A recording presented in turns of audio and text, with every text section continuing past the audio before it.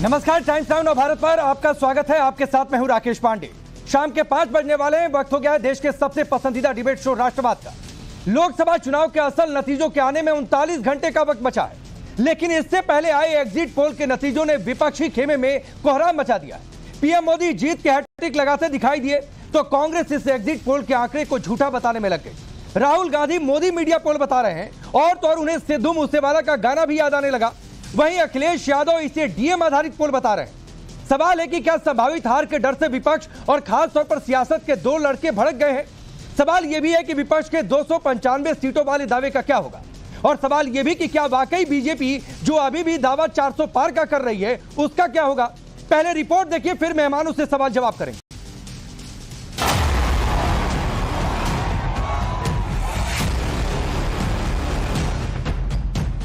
देश में सभी एग्जिट पोल ने नरेंद्र मोदी और एनडीए की विनिंग हैट्रिक पर मुहर क्या लगाई। बीजेपी खेमे में जोश है।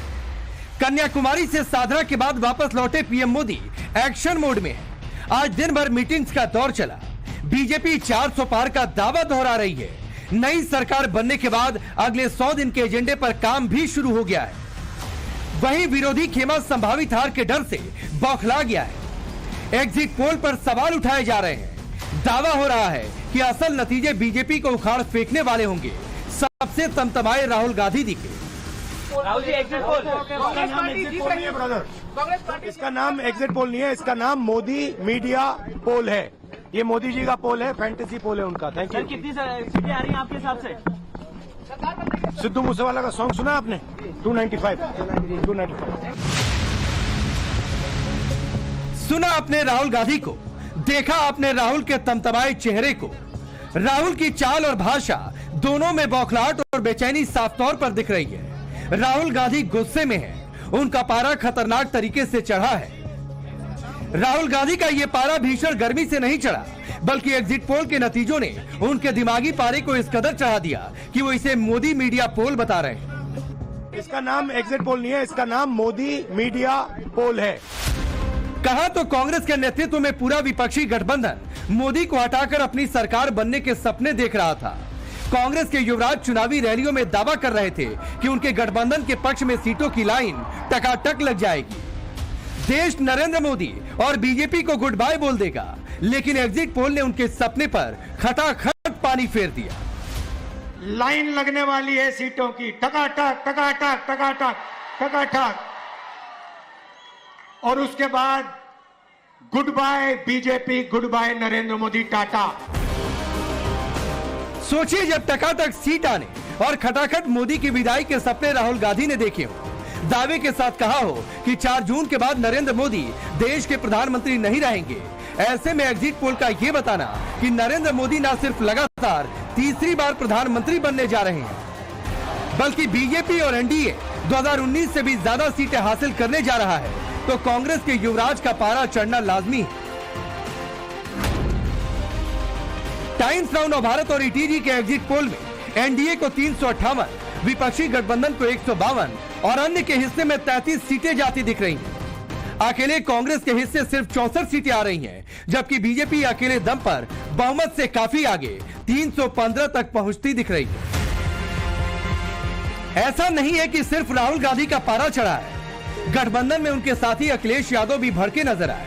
यूपी में 80 की 80 जीतने का दावा करने वाले अखिलेश ने एग्जिट पोल के नतीजों के बाद सोशल मीडिया पर क्या लिखा, वो देख लीजिए। एग्जिट पोल का आधार ईवीएम नहीं डीएम है। प्रशासन याद रखे, जनशक्ति से बड़ा बल और कोई नहीं होता। अब अखिलेश यादव किसके डीएम यानी डायरेक्ट मैसेज की बात कर रहे हैं, ये तो वही जाने। लेकिन एग्जिट पोल के नतीजों में उनके 80 में 80 वाले दावे का क्या हाल रहा, वो जान लीजिए। सपा के हिस्से सिर्फ 9 से 11 सीटें आती दिख रही हैं, जबकि बीजेपी को 61 से 64 सीटें मिल सकती हैं। वहीं गठबंधन के हिसाब से एनडीए 66 से 70 सीटों पर कब्जा जमा सकता है, जबकि इंडी गठबंधन सिर्फ 10 से 13 सीटों पर। अब सोचिए, जब 2 लड़कों वाला एक्सपेरिमेंट पहले भी फेल हो चुका हो, जिन 2 लड़कों की जोड़ी को पहले भी जनता नकार चुकी हो, उसके बावजूद बड़ी उम्मीदों के साथ मोदी को हटाने के नाम पर न सिर्फ दोनों साथ आ गए, बल्कि दावा कि उनके गठबंधन के तूफान में नरेंद्र मोदी उड़ जाएंगे। ऐसे में एग्जिट पोल में नरेंद्र मोदी को तीसरी बार बम्पर बहुमत के साथ पीएम बनते देखकर भड़कना लाजमी है। तो क्या संभावित हार के डर से दो लड़के भड़के हैं?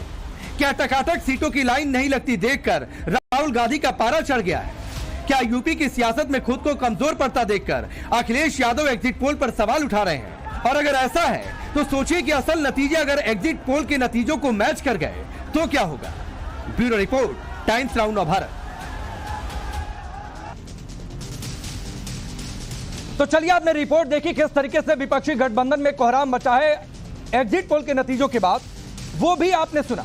चलिए आपका परिचय आज के मेहमानों से करवाता हूं। डॉक्टर गुरु प्रकाश पासवान भारतीय जनता पार्टी के नेता और प्रवक्ता, अवनीश अवस्थी जी पॉलिटिकल एनालिस्ट के तौर पर, जगदीश शर्मा जी कांग्रेस पार्टी के नेता और अखिलेश कटियार जी हैं समाजवादी पार्टी के नेता और प्रवक्ता।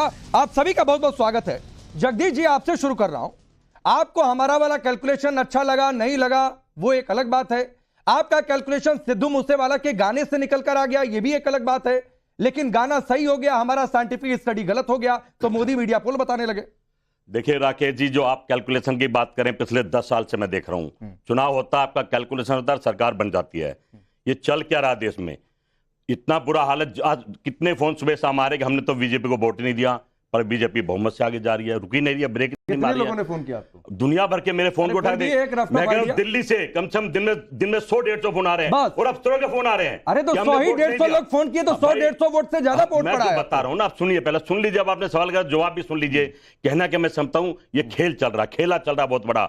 गृह मंत्री का कहना हर जगह जाना कि साउथ में बड़ा दल बन के निकलेंगे और प्रधानमंत्री का वहां धरने पे बैठ जाना।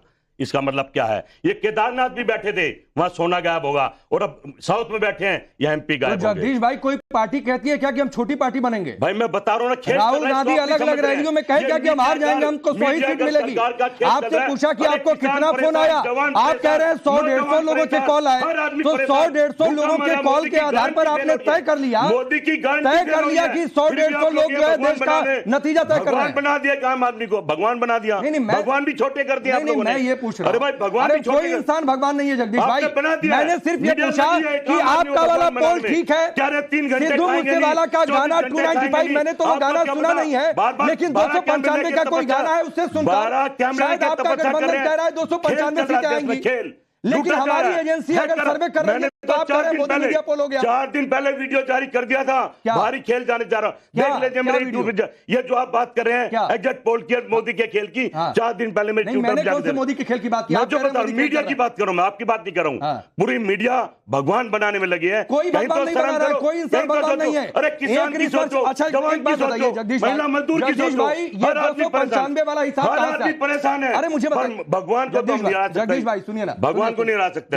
जगदीश जी, ये 295 का जो आपका समीकरण है वो कहां से आया? वो भी कम है तो 300 प्लस क्या रहा हूं मैं? तो कहां से आया? मान लीजिए 400 जनता से। अरे उनका नहीं, आपका 400 पार कहां से? जनता राहुल के साथ देखो, पैसे की कोई रिसर्च किया? लोग परेशान थे। अरे कोई रिसर्च किया? अरे रिसर्च, कोई सर्वे हुआ है? टीवी नहीं देखते? अरे भारत जोड़ो यात्रा। अरे जगदीश जी, टीवी में ही काम करते हैं भाई, हमको मत दिखाइए। देखते हैं कि नहीं देखते? हम जनता के बीच में है। तूफान था, अखिलेश और मैं भी जनता के बीच में हूं। जगह नीतीश जगदीश जी, मैं भी जनता के बीच में हूं। पूरा यूपी मध्य प्रदेश कमरे में सुबह शाम मैं शो करके आ रहा हूं इलेक्शन यात्रा। आपने नहीं देखा होगा, ये आपकी गलती हो सकती है जगदीश जी। चैनल पे हैं, इस बात को समझ जाइए। जिस दिन जनता के दुख को समझेंगे ना, देश देख रहा है, देश देख रहा है, देश लूट रहा है और 400 पार चल रहा है, देश देख रहा है। अच्छा, तो देश लूट रहा है गुरु प्रकाश भाई, देश लूट रहा है और देश आपको वोट दे रहा है कि आप लूटते रहिए देश को, ये जगदीश जी कहना चाह रहे हैं।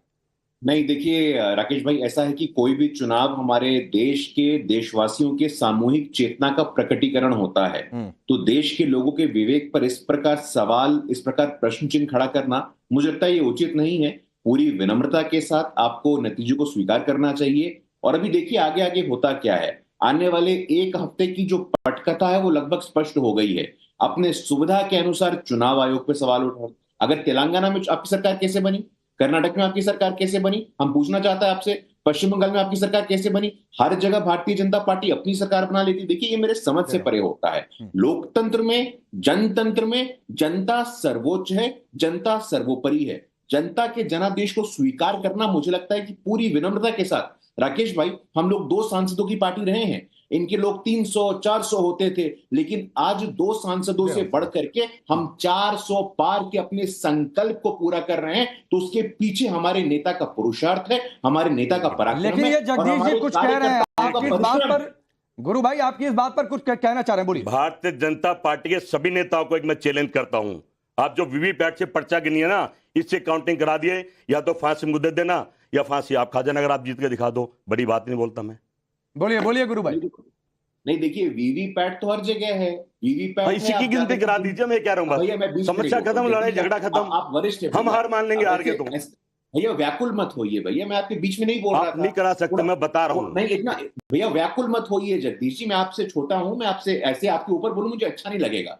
हम लोग सब अपने पार्टी का यहाँ प्रतिनिधित्व कर रहे हैं, ऐसे व्याकुल होना उचित नहीं है। देखिए लोकतंत्र में संवाद की आवश्यकता है। वीवीपैट हो, वीवीपैट पे सुप्रीम कोर्ट का निर्णय आया है, ईवीएम पे सुप्रीम कोर्ट का निर्णय आया है, चुनाव आयोग पे सुप्रीम कोर्ट का निर्णय आया है। पहली बार तो राकेश जी मैं आपके दर्शकों के लिए बताना चाहता हूं कि चुनाव आयुक्तों की नियुक्ति में भी सदन का हस्तक्षेप होगा, नेता विपक्ष का हस्तक्षेप होगा। 2009 का लोकसभा चुनाव था, ठीक है, नवीन मैं आगे, ठीक है, 10 सेकंड दीजिए। हाँ, नवीन चावला जिसको शाह कमीशन ने घोषित किया था कि किसी प्रकार का कोई पब्लिक ऑफिस नहीं होल्ड कर सकता है, नवीन चावला जो अपने आप को इंदिरा गांधी का तीसरा सुपुत्र बताते थे, उनको 2009 के लोकसभा चुनाव के पहले इन्होंने चुनाव आयुक्त बना दिया था। तब चुनाव आयुक्त समिति के घेरे में नहीं था, आज चुनाव आयुक्त नहीं, ठीक है, मैं आता हूं गुरु प्रकाश और जगदीश जी, जो आपने बात कही उस पर भी चर्चा करूंगा कि वीवीपैट 100% मिलान हो, अभी जो भी जितने परसेंट मिलान होता है उसमें कितनी गड़बड़ी निकल कर सामने आती है। आप कहते हैं ना कि भाई 60% गड़बड़ हो रहा है, पूरा मिलाइए तो बात समझ में आती है, कितनी गड़बड़ी होती है।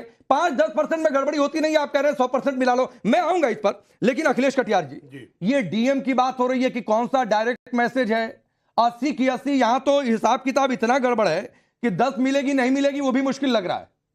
राकेश जी, मेरे नेता माननीय अखिलेश यादव जी ने जो कहा उसका आधार है चंडीगढ़ के इलेक्शन की घटना, जिसको पूरे देश ने देखा। राकेश भाई, हम ये चाहते हैं, हम लोगों का जो कर्तव्य है, जनता के जनादेश को लुटने नहीं देंगे हम।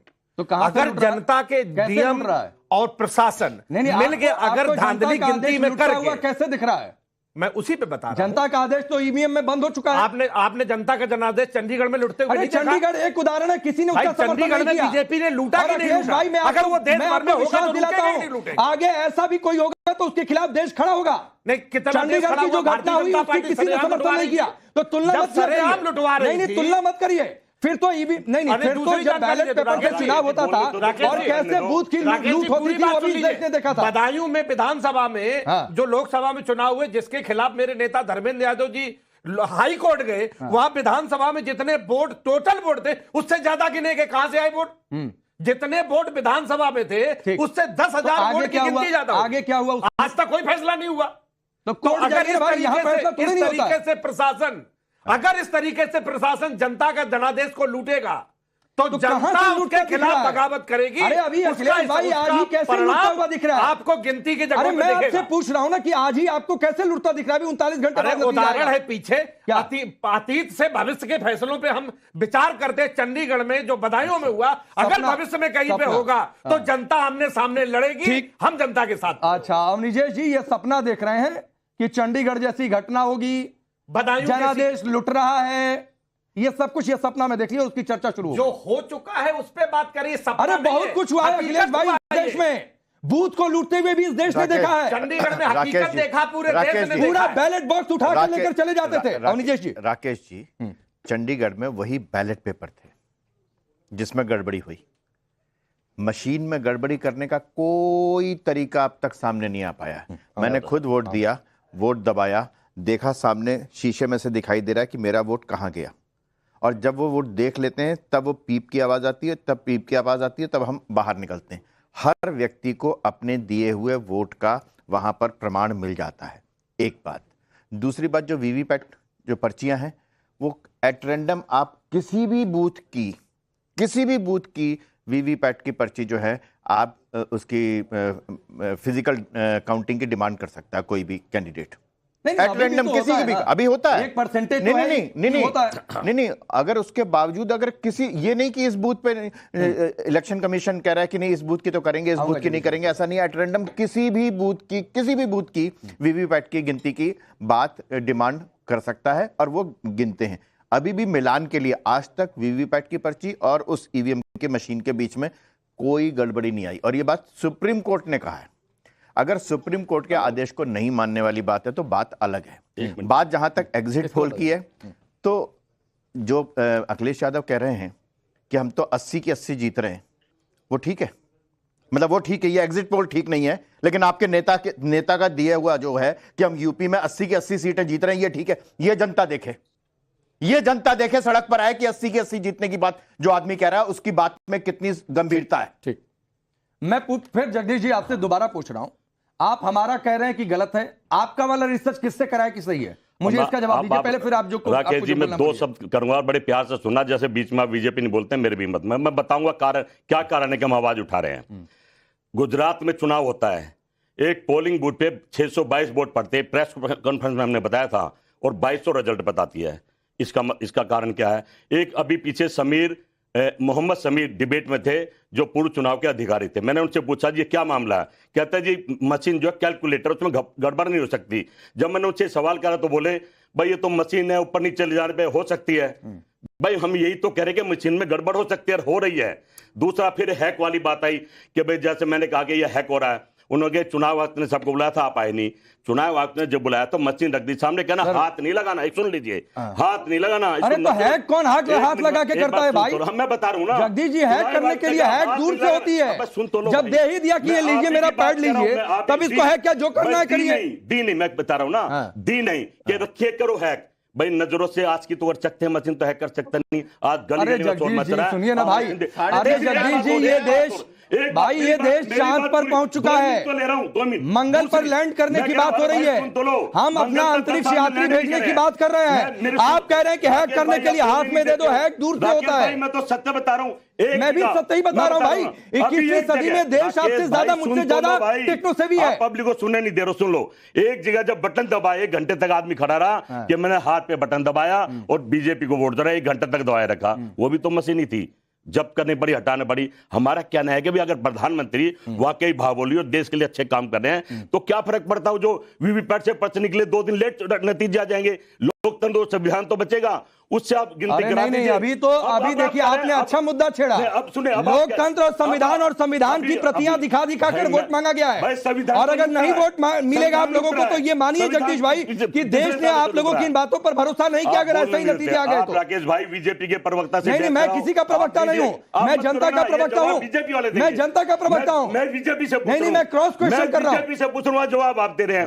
अब सुनिए ना, अब ये संविधान की आप बात करें भाई, हमारे संविधान में लिखा है कि चुनाव में हिंदू मुसलमान नहीं होगा। पिछले 10 साल चौड़ा हमारे संविधान कानून बनाता है और केस रजिस्टर करता है, और ये बिल्डोजर चलाए जा रहे काम। तो ये जगदीश भाई, अब मैं फिर कहूंगा, ये आपको लालू यादव को नहीं समझाने है जो मुस्लिम समाज के बीच में चले गए, ये ममता बनर्जी को आप नहीं समझाने गए जो ये कहती नजर आई कि फलाना जो है मुसलमानों को पैसा दे रहा है, तब नहीं पर समझ में आता है ये सवाल मैं बीजेपी। अरे तो मैं सवाल पूछूंगा ना, मैं बता रहा हूं ना, उनका जवाब कि खुल्लम खेल फर्रुखाबादी, जिसको जो मनाएगा बोलकर चला जाएगा। चलिए, आपको गुरु भाई से जवाब लेना है, बोलिए गुरु भाई, इनकी इस बात का जवाब दीजिए। आप लोग हिंदू मुसलमान कर रहे हैं, ये कहना चाह रहे हैं आप लोग संविधान विरोधी हैं, भले ही लोग संविधान की प्रतियां दिखाकर वोट मांगते नजर आए, पूछा तो दिक्कत हो गई। बोलिए।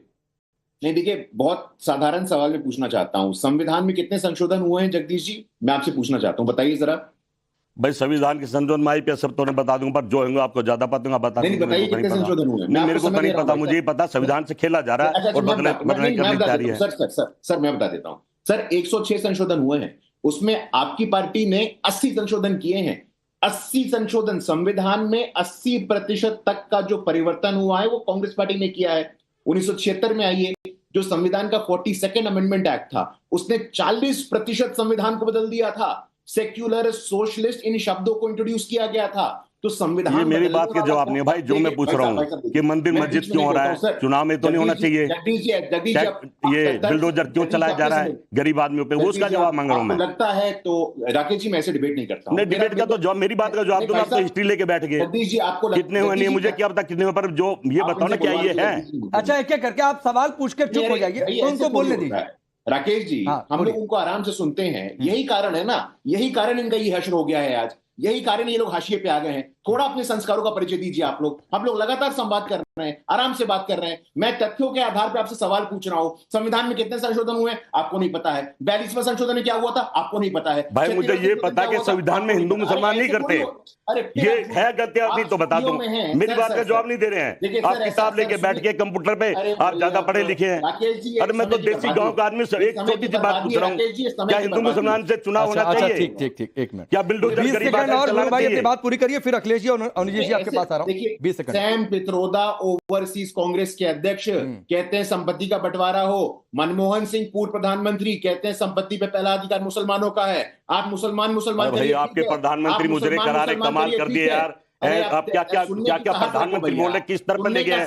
मुजरे देखो, मंगलसूत्र देखो, ठीक है, मैं आगे बढ़ रहा हूँ। कैसी बात? नहीं, मैं आगे बढ़ रहा हूँ। अभी ये एग्जिट पोल है, एग्जैक्ट पोल भी 39 घंटे बाद आ जाएगा। अब तक तो 39 घंटे बाद पहला दूसरा 10वें रुझान भी आ चुके होंगे। राकेश जी अनफेयर है ये। मुझे 10 सेकंड बिना रोक टोक के और चलिए 10 सेकंड बोल लीजिए। अनफेयर होगा। देखिए, एक पूरी की पूरी पटकथा है, इनकी पूरी की पूरी स्क्रिप्ट है। ओवरसीज कांग्रेस के अध्यक्ष कहते हैं संपत्ति का बंटवारा होना चाहिए, नंबर 1। पूर्व प्रधानमंत्री कहते हैं संपत्ति पे पहला अधिकार मुसलमानों का, नंबर 2। तो शुद्ध रूप से इनका स्क्रिप्ट है ये, सारा का सारा अधिकार मुसलमानों को दे दो। SC ST OBC का अधिकार मुसलमानों को दे दो। तो ये मुसलमान परस्ती नहीं चलेगी। ठीक है सर, ठीक है। गुरुजी आगे बढ़ता हूं। अखिलेश भाई, 2 सवाल है। एक तो जो अनुज जी ने पूछा, आप कह रहे हैं 80 की 80, तो आप वाला रिसर्च कहां से ठीक हो गया? नंबर 2 बात है, अफजाल अंसारी हारते हुए दिख रहे हैं। कन्नौज भी बहुत सेफ नहीं, कांटे की टक्कर है वहां पर। तो ये स्थिति है। 80-80 तो दूर की बात है। हम तो टक्कर मान रहे हैं राकेश जी। यहाँ तो माननीय प्राइम मिनिस्टर जी ने परिणाम आए बगैर 100 दिन का काम शुरू कर दिया है। तो क्या बहुत दिक्कत है जल्दी इसमें? में कोई दिक्कत 10 साल में किसानों का काम नहीं हुआ। अरे कोई फॉरवर्ड प्लानिंग कर रहा है, नौजवानों का काम नहीं चल रहा हुआ है कि हम सरकार बना लेंगे। मजदूरों का काम नहीं हुआ। 10 साल सुनिए। तक आपके पास काम करने का था, नहीं आज शुरू हो गया। अच्छा। 10 साल आज से हुए। लेकिन अच्छी बात है, कर्मठ है, काम करना चाहिए। दलित पिछड़ों के अधिकार लूट लेने चाहिए। जो इस देश में जो संविधान की बात, जैसे आप किताब कह के कह रहे थे, जो मामला इंदौर में हुआ, संविधान की बुक जो सूरत में हुआ, और जो संबित पात्रा के खिलाफ जो कांग्रेस के प्रत्याशी के साथ हुआ, उसको देख के आम आदमी के अधिकार, उसका संवैधानिक अधिकार खतरे में लगता है। हम चाहते हैं कि उनकी नुमाइंदगी। वो आम आदमी कौन है अखिलेश भाई? मैं फिर आपसे पूछ रहा हूं, वो आम आदमी कौन है? आम आदमी वो आपका सर्वे जो आ गया, वो कहां से आया, उसका आधार क्या है? वो आम आदमी आप नहीं बता पा रहे हैं। हमने अपना सैंपल साइज बताया, हमारी एजेंसी ETGA हम बता रहे हैं। आपका जो सर्वे हुआ उसका आधार क्या है? क्यों नहीं आप बताते हैं देश को? हम तो आम आदमी जो सवाल है, मैं तो किसानों के, मैं पूछ रहा हूं, समाजवादी लोग हैं। हमारे नेता ने, आप कितनी सीटें जीत रहे हैं यूपी में? 4 तारीख को परिणाम आएगा। 80 की 80 नहीं रुक जाइए, छोड़िए ना, आप अपनी बात मत। 4 तारीख को जो परिणाम आएगा, कितना सीट जीत रहे हैं? नहीं उसकी हम कोई घोषणा नहीं करते। 4 तारीख को जो जनता जनादेश आएगा, आप भी देखेंगे, हम भी देखेंगे। नहीं, कितनी सीट जीत रहे हैं? बीजेपी से ज्यादा सीटें। अरे कितनी? 10, 20, 40, 50, 60? वो मैंने, मेरी गिनती नहीं। अच्छा, ये आपने कैसे तय कर लिया कि बीजेपी से ज्यादा जीत रहे हैं? क्योंकि जनता नहीं, अवस्थी जी हंस लीजिएगा, कोई और जोक आएगा तो उस पर भी हंसेंगे। ज्यादा जोक नहीं है। आपने कैसे तय किया कि बीजेपी से ज्यादा जीत रहे हैं? कोई सर्वे हुआ होगा, कुछ हुआ होगा? हम लोग चुनाव देख, ऑब्जर्वर थे, कई जगहों पे चुनाव कराने गए। जनता में जो बेहिसाब, जो भारतीय जनता पार्टी के खिलाफ जो एक जन आक्रोश था, उसको देख के लगता है कि सपा के नेता हैं। आप किसी से पूछेंगे कि भैया किसको वोट दिया, नहीं दिया, क्या है, आपके मुंह पर कोई आपके खिलाफत की बात करेगा क्या? गांव में जाके चौपाल, अरे कहीं भी गांव हो, शहर हो, मैं भी चौपाल करके आ रहा हूं। दूसरी बात, 23 रुपए प्रतिदिन की आय किसान है, 10 साल से बदहाल है। ये सब आपका मुद्दा ठीक है। उत्पादन का मूल्य नहीं मिल रहा है, नौजवानों को नौकरी नहीं मिल रही, फिर वोट कौन देगा? ठीक है, इसका जवाब कैसे? इसके बावजूद भी 400 सीटें बीजेपी आएगी और अवस्थी जी हंसेंगे। नहीं, मैं ये थोड़ा नहीं कर रहा हूं, ये जनता कहेगी किसकी कितनी सीटें आ रही हैं। जनता की लेकिन ये सवाल जनता देख रही है। भाई जनता की मूर्खता, आप ही ये जनता की मूर्खता कह रहे हैं। जनता इनके खिलाफ आएगा परिणाम तो जनता मूर्ख है। आप हंस रहे हैं। जनता की आप हंस रहे हैं। राकेश जी, मैं किसी के बीच में नहीं बोलता हूं। हंसिए। मैं किसी के बीच में नहीं सुनिए बोलता इनको, अनुज जी को। मैं किसी के बीच में नहीं बोलता हूं। पहले भी कहा गया है कि दक्षिण भारत वाले लोग जो हैं वो तो सोच समझ के वोट देते हैं, उत्तर भारत वाले बिना सोचे समझे देते हैं वोट। ये कहा गया, ये मैंने नहीं कहा, पहली बात। दूसरी बात, हिंदू मुसलमान की बात है।